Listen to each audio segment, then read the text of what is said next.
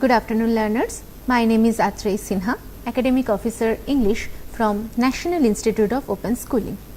Today we will read the lesson The Crow and the Deer Part 2, which is included in our new senior secondary English course code 302 as lesson number 1. Now we have already read this the first part of this lesson in our previous class. Today we will do the part 2 of this particular lesson. Now The Crow and the Deer is a story adapted from Hitopadesha, and this is a story of friendship and deceits. Now before moving on to the lesson directly, let's have a look of the learning outcomes that are reflected in this lesson. So first of all, after completing this lesson, the learner recollects and explains a story in English. They will also be able to use language appropriate to social context, and the learner infers agreement and disagreement with reasons.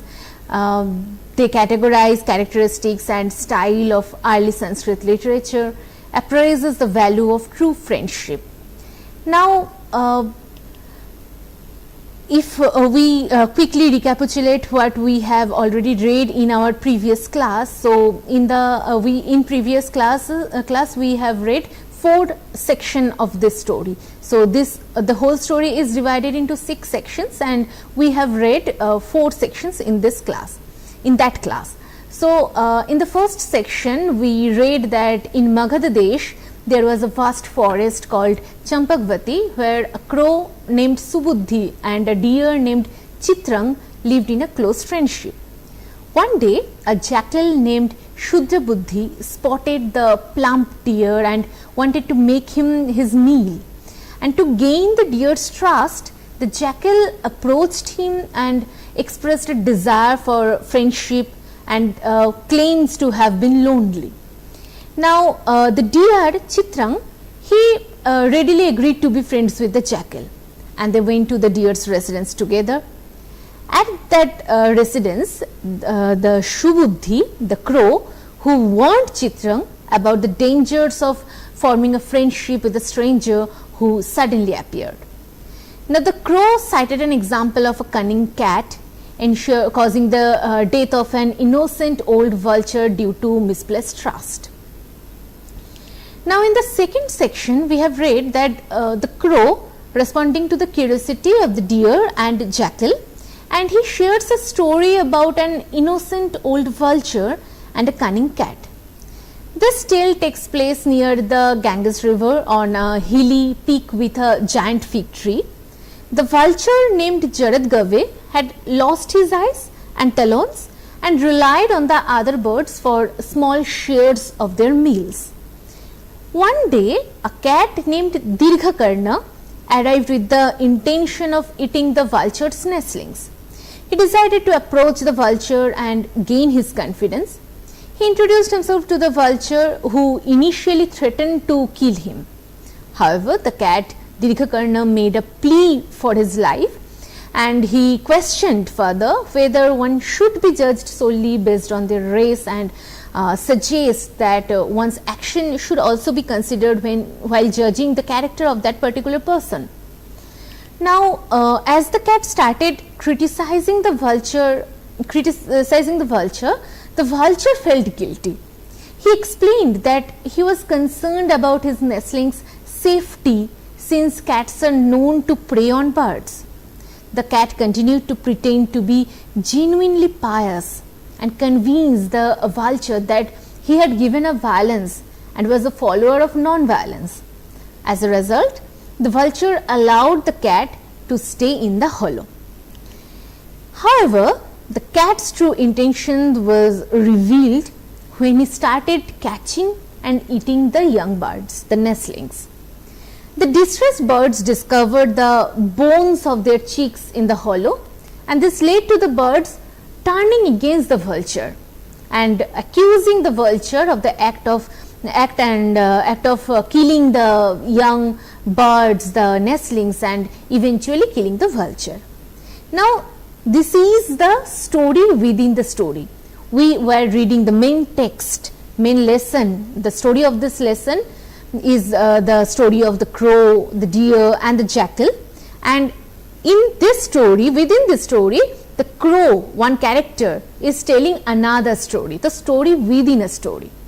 Now, after completing this story within a story, the storyteller, crow, Subuddhi, he warns the deer not to trust a stranger, and he uses this tale of vulture and cunning cat as an example. Now, the crow emphasizes the importance of knowing the character and background of someone before forming a deep friendship.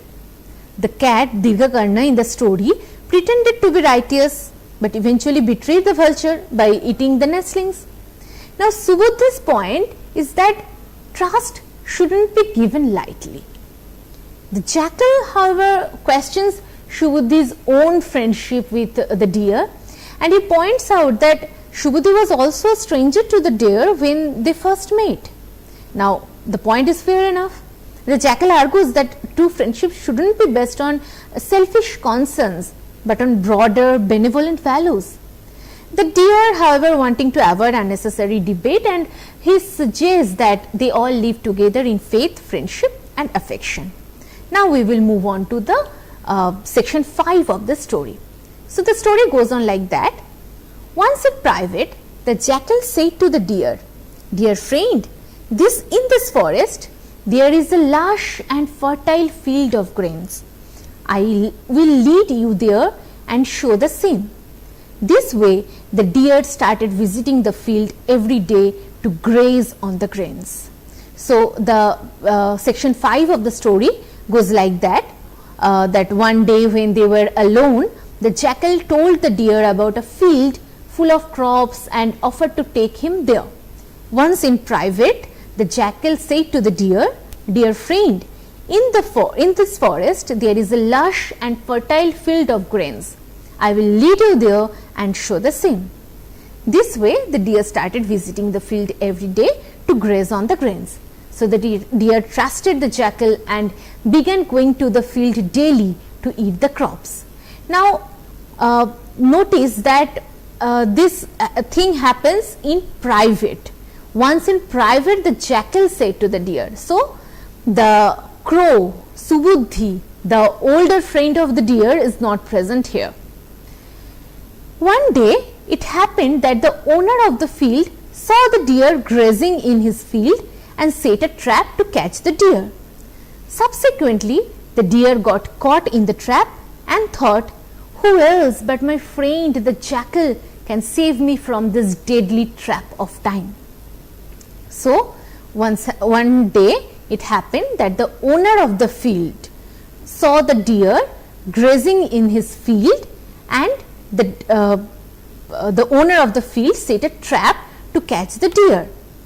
Subsequently, the deer caught in the trap and thought, "Who else but my friend the jackal can save me from this deadly trap of time?" So, the farmer, the owner of the field, seeing the deer damaging his crops, laid a trap to catch him. So, one day it happened that the owner of the field saw the deer grazing in his field and set a trap to catch the deer. Subsequently, the deer got catch in the trap and thought that the deer caught in the trap, and he believed that who else but my friend jackal can save me from this deadly trap of mine of time. So, only his friend the jackal could rescue him in this difficult moment.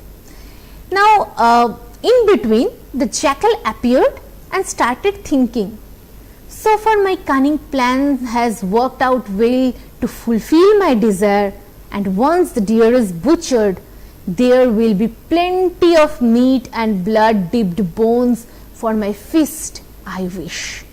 So, what was the real intention of the fox? Is to, the jackal is to feed upon the deer, that plumpy deer. So, the jackal arrived and secretly rejoiced. His plan had succeeded, and he imagined enjoying a delicious feast once the deer was killed, full of blood dipped bones and the meat. So, seeing the jackal, the deer got cheerful. and said enthusiastically, "Friend, quickly sever my bonds and save me soon." So, on the other hand, the deer was innocent. He was very happy to see the jackal and asked him to break the trap and help him to escape. Now, the deer further go on to refer some ancient sloks like, as first friend, true valiant, strong character, loving wife and caring keen, all are tested in times of crisis, war, debt, penury and sorrows in. Kings join you in adversity, famine and the overthrow of kingdom. They stand by you at both the king's gate and the crematorium. So, the deer is trying to convince the jackal with referring to old saying like, first friend, true valiant, strong character, loving wife and caring keen, all are tested in times of crisis, war, debt, penury and sorrows in. So, the deer quoted a wise saying, and that means that true friends, brave people, loving spouses and supportive relatives are proven in times of difficulty, in times of crisis. Kings joins you in adversity, famine and the overthrow of kingdom. They stand by you at both the king's gate and the crematorium. So, good relatives and friends stand by you in suffering, during political trouble and even in death. Now, moving on, the jackal at first observed the snare carefully to get convinced that it is fastened tightly, and then said, "Since these nooses are made up of strings, I cannot touch them with my teeth today on Sunday. Dear friend, if you don't mind, I will do whatever you say in the morning." With these words, he hid himself at a nearby place. So, what happened? The jackal came. The jackal listened to the old sayings and preaching and everything. Whatever the deer has said, maybe to convince him, maybe in enthusiasm, whatever it is, that is a different question. So, the jackal at first observed the snare carefully, listened to the deer and then observed the snare carefully to get convinced that it is fastened tightly. So, before responding anything, the jackal examined the trap to ensure that the deer was truly stuck, and then said, "Since these nooses are made up of strings, I cannot touch them with my teeth today on Sunday." So, the jackal pretended he couldn't bite the string trap because it was Sunday. He claims that it was against his custom or belief. If you are a true friend and if you find that your friend is in danger, will you then mind whether it is by custom or your belief or whatever it is? Of course not. Your first thing that must came to in your mind, that should come to in your mind, that to help your friend, right? But here the jackal pretended that he couldn't bite the string trap because it is against his custom or his belief. Dear friend, if you don't mind, I will do whatever you say in the morning. He continues and he gave a false excuse and said that he would help the deer the next day. With these words, he hid himself at a nearby place. Then the jackal went and hid nearby and waiting for the deer to die so he could eat him.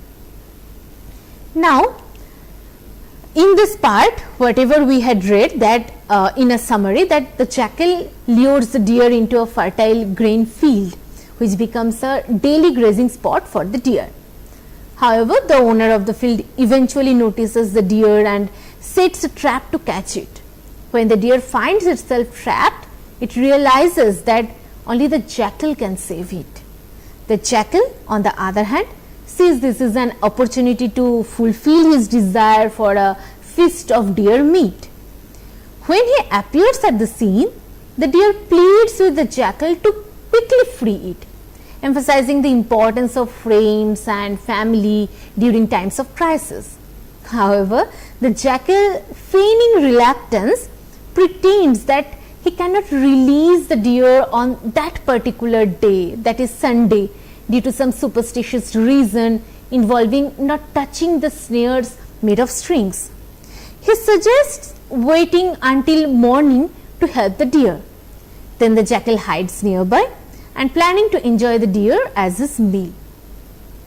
Now moving on to the last section, that is section 6 of this story. On the other hand, the crow, not finding the deer at home, got worried and started looking for him here and there, and finally found him in the snare. Shocked at his plight, the crow asked, "Dear friend, what is this?" So meanwhile the crow noticed the deer was missing. On the other hand, the crow, not finding the deer at home, got worried and started looking for him here and there, and finally found him in the snare.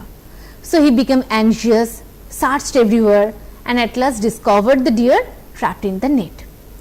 Shocked at his plight, the crow asked, "Dear friend, what is this?" The crow was surprised and he was upset to see the deer in such a bad situation. He was a real friend, right? He asked what had happened to the deer, why he is here, why he is trapped, how he is trapped. So then the deer replied, "The consequence of ignoring my friend's advice." As he said, those who ignore the words of their well-wishing friends do invite catastrophe and please their foes' evil intents. So the deer replied that this is all because of the consequences that I had ignored my friend's advice. Those who ignore the words of their well-wishing friends do invite catastrophe. Catastrophe means danger, and please their foes' evil intents. So the deer admitted finally that this happened because he had not listened to the crow's earlier warning. He quoted a wise saying that those who ignore good advice bring disaster upon themselves and help their enemies. Now the crow inquired, "Where is the deceiver?" "Greedy for my meat would be sitting somewhere nearby only," replied the deer. So the deer was now for the time being, even consequently the deer understood that whatever is happened, he is trapped, and the trap is not literal, the trap is also metaphorical. He is in trap for that particular farmer, for a particular landowner, but he is also trapped metaphorically by the wordings, by the friendship of the fox, of the jackal. So when the crow inquired that where is that deceiver, the crow asked the deer where the jackal, the deceiver, was. What the deer replied, "Greedy for my meat would be sitting somewhere nearby only." So the deer replied that the jackal wanting to eat him, eat his flesh, and he must be hiding somewhere close, watching them. But the crow said, "I had already warned you that since I haven't harmed him, so he will not harm me, is not applicable to scoundrels' way, because without thinking of virtue and vice, they always make gentlemen their prey." So the crow said that I had already warned you, that the crow had told that the crow told the deer that I had already warned you, since I have not harmed him, so he will not harm me, is not applicable to scoundrels' way, because without thinking of virtue and vice, they always make gentlemen their prey. So the crow then quotes that just because you don't harm someone doesn't mean they won't harm you, especially if they are wicked. So the crow reminded the deer of what he had warned earlier. Evil people don't care about good or bad. They often take advantage of kind, innocent individuals. So because without thinking of virtue and vice, they always make gentlemen their prey, and that's natural, that's obvious for them. Moreover, Standing at the gate of death, none does smell, hear and see. Extinguishing lamp, friend's words and the stir of Arundhati. A friend's boiling work behind and speaking sweetly in your face is like a poison pot with the milk smeared mouth, never to embrace. So,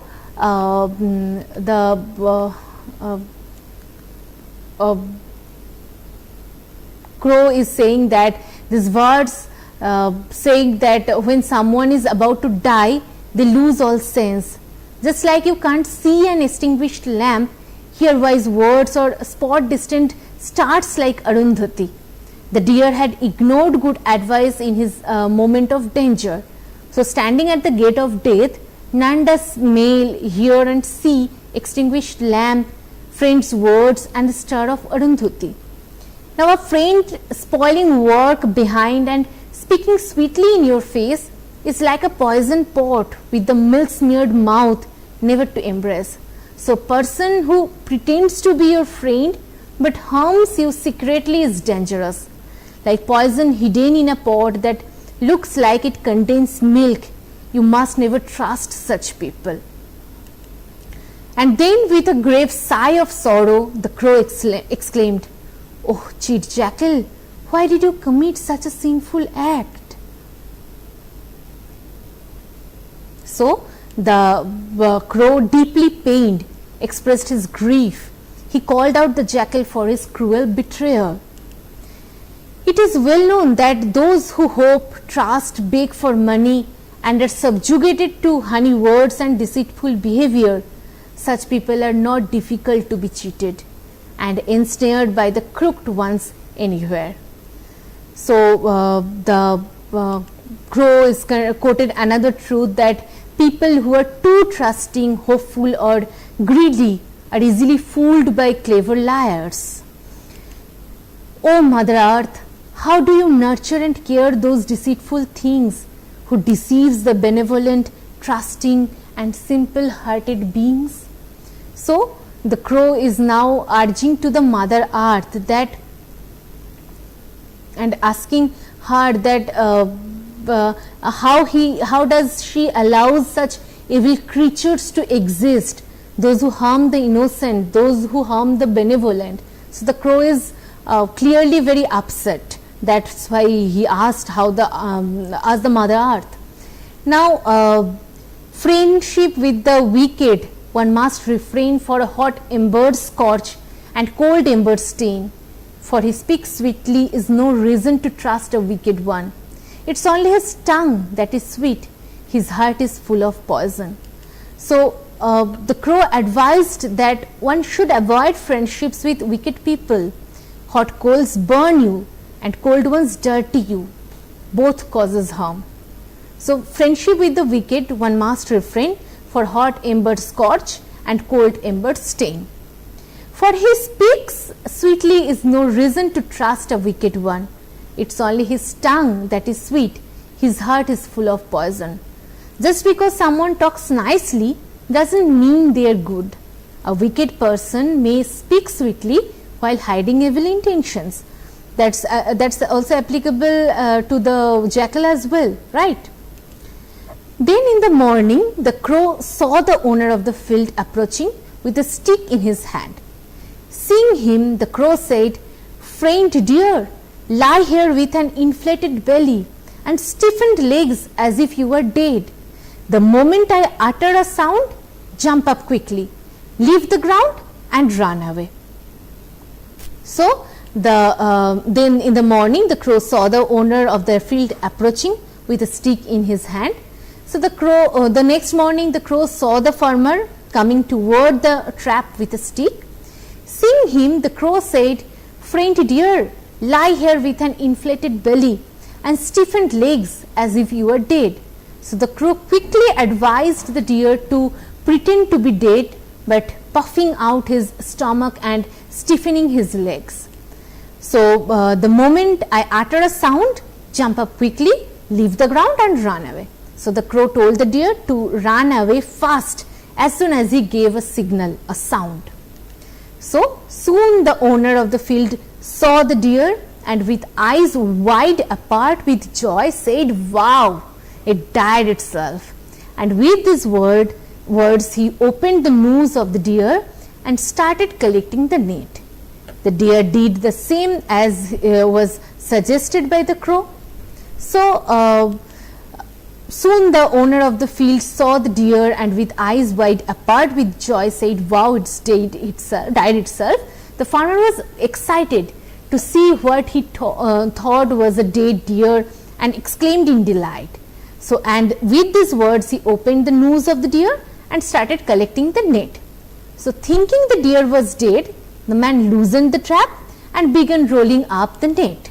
So, the deer followed the crow's instructions exactly. So, the deer did the same as was suggested by the crow. We will complete the story, but before that, let's have a short break.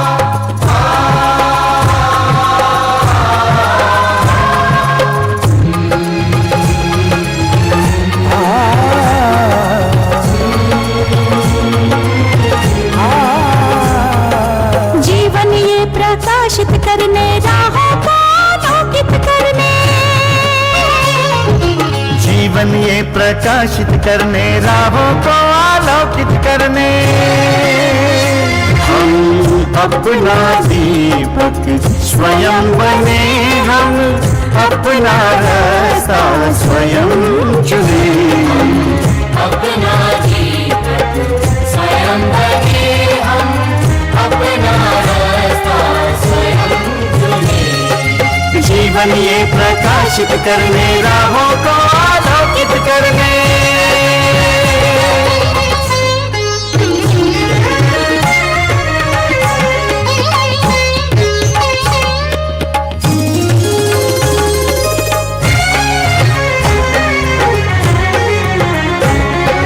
धन साधन समय की सीमा से विद्यालय जो मुक्त हो,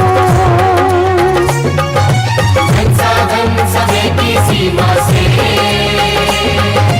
विद्यालय जो मुक्त हो। कभी पढ़े हम कहीं पढ़े, वे विषय की लोट से युक्त हो। कभी पढ़े हम कहीं पढ़े, वे विषय की लोच से युक्त हो। मित्रों हम उठे और जागे, मंजिल आने की ध्वनि सुने, हम अपना दीपक स्वयं बने, हम अपना रास्ता स्वयं चुने। जीवन ये प्रकाशित करने, राहों को आलोकित करने।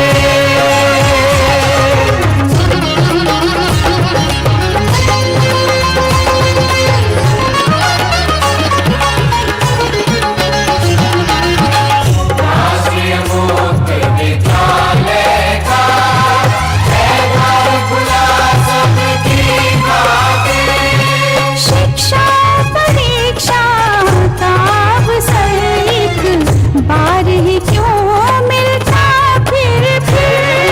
शिक्षा परीक्षा का अवसर एक बार पर ही क्यों मिलता फिर दुनिया में इसके केंद्र बहुत कोई मन चाहा चुने हम अपना जीवन स्वयं बने हम अपना रास्ता स्वयं चुने कोई मन चाहा चुने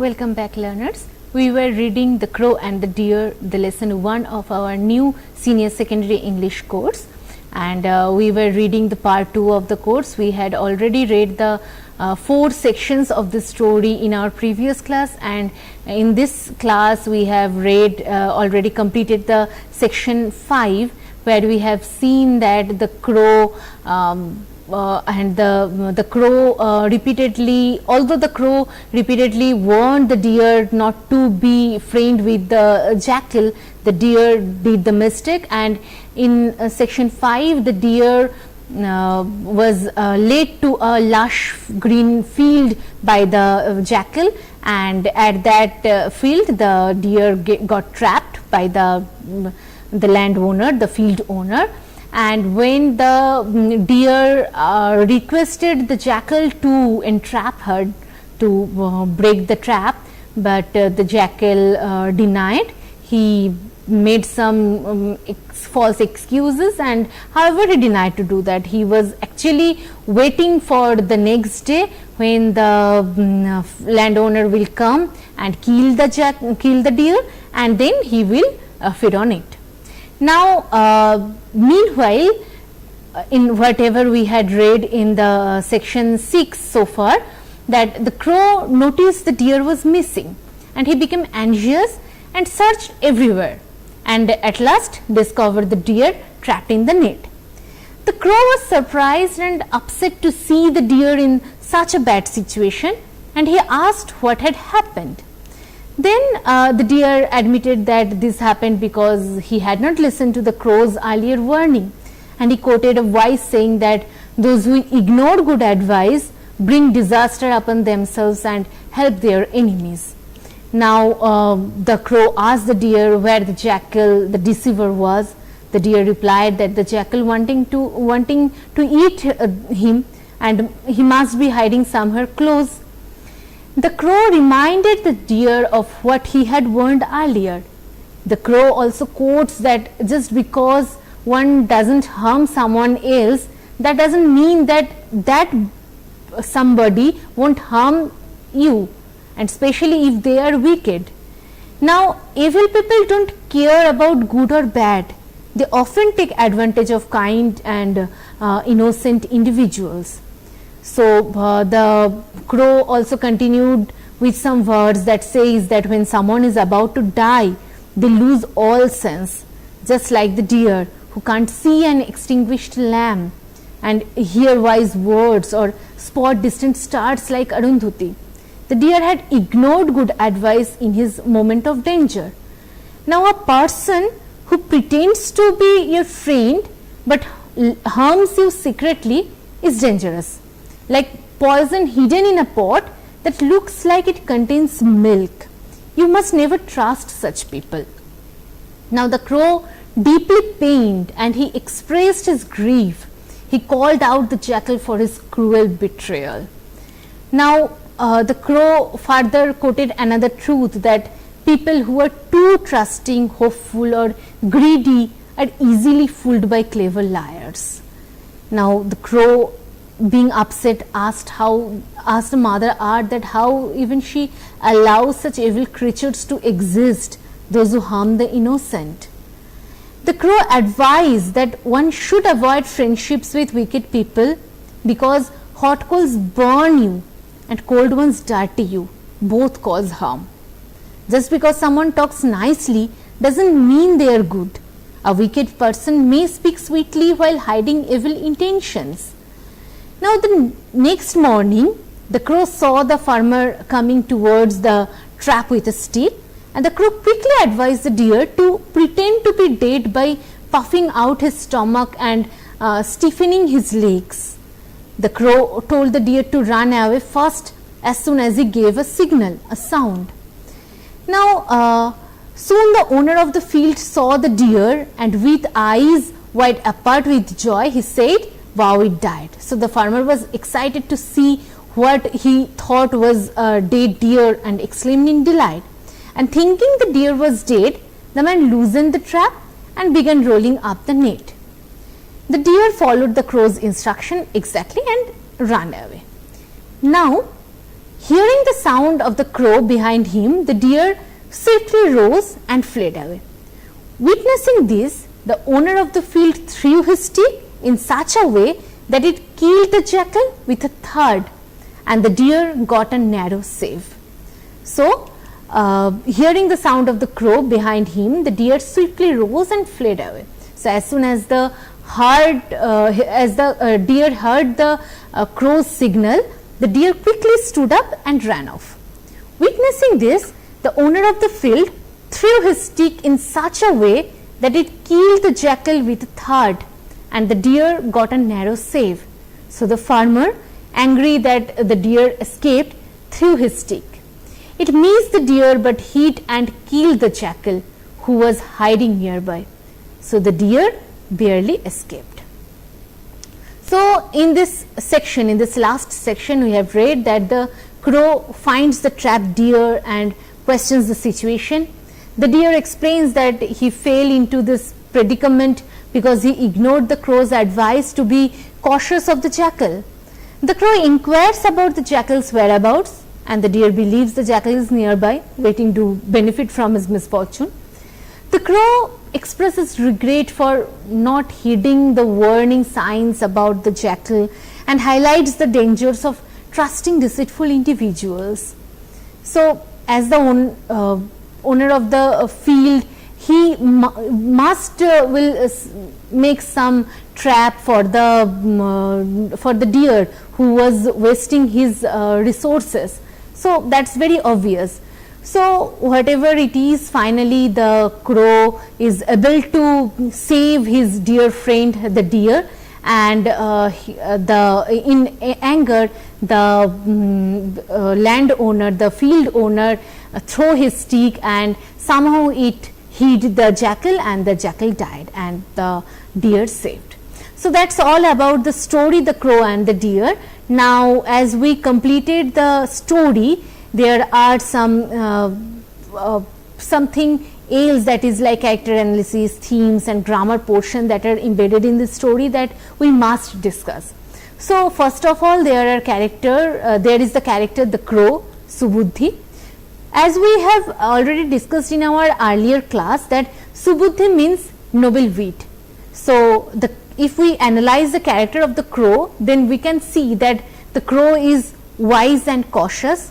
He is a loyal friend. He is the voice of wisdom in this story, and his role in this story is to be a true friend. So from the beginning, the crow doubts the jackal's intentions and warns the deer against befriending strangers. He cares deeply for the deer's safety and later saves him from the trap with his intelligence. Through proverbs, sayings and moral lessons, the crow represents prudence and foresight, and he acts as the protector and guide, and his wisdom ensures the deer survives and the jackal meets his end. Now the next character is the deer, Chitrang. Chitrang means multicolored, and if we analyze the character deer in this particular story, then we can see that the deer is an innocent and trusting person. Trusting person means who easily trusts everybody. So he is also naive but teachable, and he is also very emotional. So the deer easily accepts the jackal's friendship ignores the crow's warning. He makes mistake due to his simple-hearted nature, but later admits his fault, showing humility.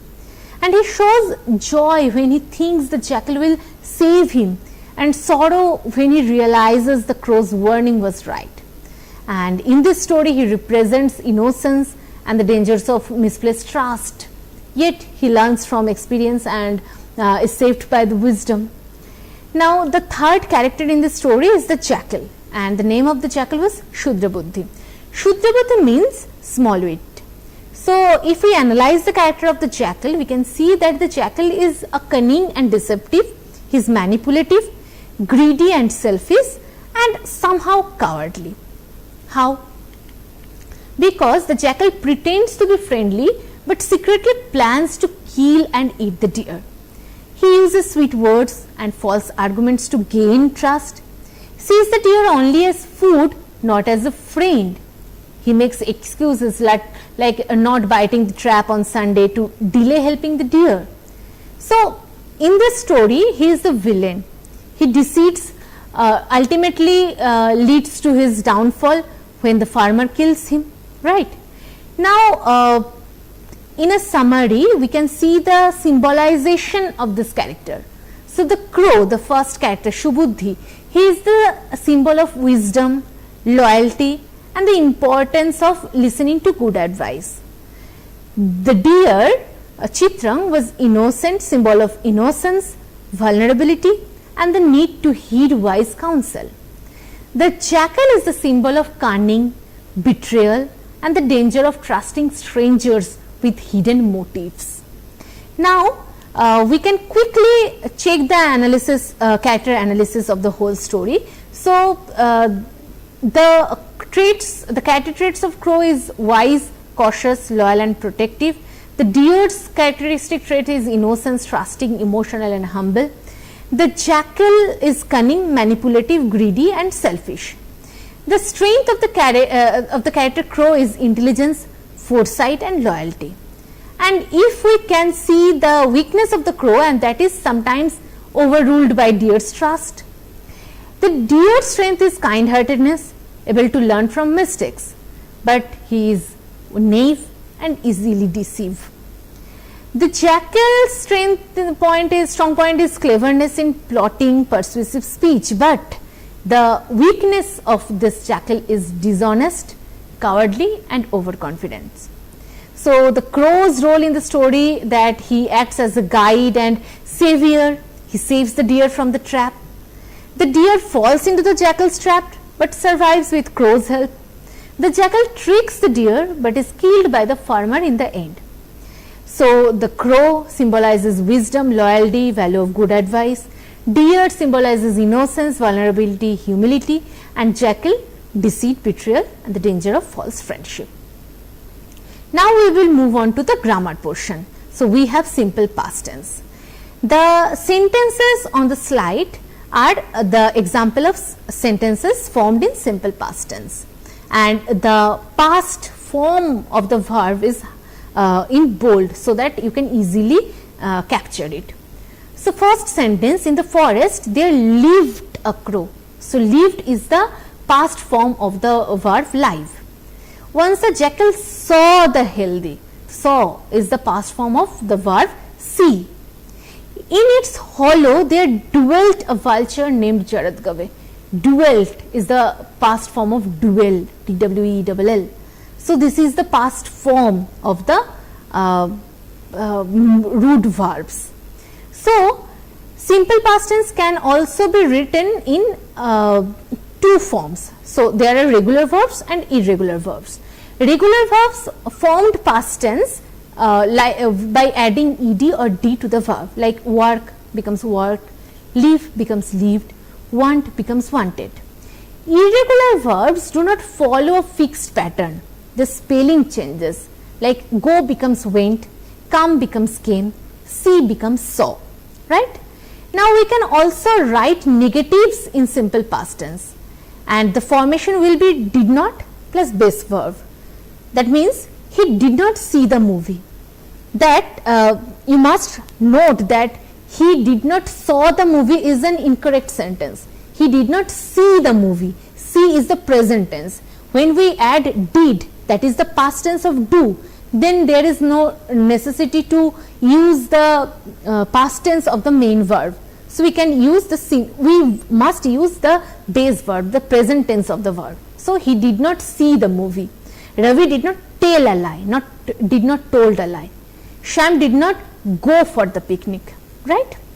Now, similarly, we can also form questions, interrogative sentences in simple past tense, and the formation will be like did plus subject plus base verb. So, the example will be, did he see the movie? Did Ravi tell a lie? Did Shyam go for the picnic? Right? In this way, we can form negative sentences in the simple past tense, and we can form questions in simple past tense. Now, there are some literary devices in this lesson, like personification. Personification is giving human qualities to animals or non-human things. Like in the stories, animals talk, think, argue and feel emotions like humans. Like the crow warned the deer, the jackal pretended to be a friend. And what is the effect of this personification? Makes the story engaging and teaches moral lessons in a simple way. The story is also fable. What is fable? Fable is a short story where animals act like humans and a moral lesson is taught. So, this story is a fable from the Hitopadesha. So, the crow, deer and jackal behave like people, talking, making friends and planning. So, what is the moral of the story? Don't trust strangers blindly. True friendship is tested in difficult times. Then also we have vocabulary enrichment like suffix in the story. So, what is suffix? Suffix is a group of letters added at the end of a word to change its meaning or form a new word. Like teach plus er becomes teacher, beauty plus fool becomes beautiful. Teach and teacher are two different things. Beauty and beautiful are two different things. So, by adding suffixes, we are creating new words, we are forming new words. In this lesson, we have example like care becomes careful or carefully, quick becomes quickly. Something like suffix, we also have prefix in this story. So, a prefix is a group of letters added at the beginning of a word. Suffix is at the end of the word, prefix is at the beginning of the word to change its meaning, like aware and unaware. Unaware means not aware, opposite of aware. So, we are making new words. Write, rewrite, view, preview. In this lesson, we have comfort, discomfort, balance, imbalance, undo, right? So, in this way we have some suffix and prefix. We can learn suffix and prefix in this lesson. So, there are themes of true friendship versus false friendship, wisdom versus deceit, importance of listening to good advice, greed leads to destruction in this lesson. So, that is all about the lesson the crow and the deer, and we will again meet with another lesson in our next class. Till then, thank you.